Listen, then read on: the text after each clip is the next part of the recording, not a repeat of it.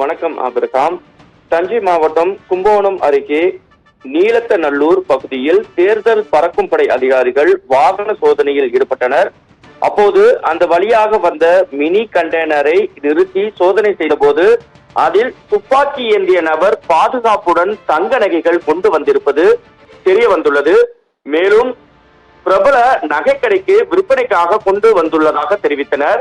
அங்கு கும்பகோணம் வட்டாட்சியரும் தேர்தல் நடத்தும் அலுவலருமான பூர்ணிமா விசாரணை மேற்கொண்டார். அப்போது கண்டெய்னரில் 12 கோடி ரூபாய் மதிப்பிலான தங்க நகைகளை கொண்டு வந்திருப்பது தெரிய வந்தது. இது தொடர்பாக கண்டெய்னரில் வந்தவர்களிடம் விசாரித்த போது சென்னையில் இருந்து கும்பகோணத்திற்கு பிரபல நகைக்கடைகளுக்கு விற்பனைக்காக கொண்டு வந்துள்ளதாக தெரிவித்தனர்.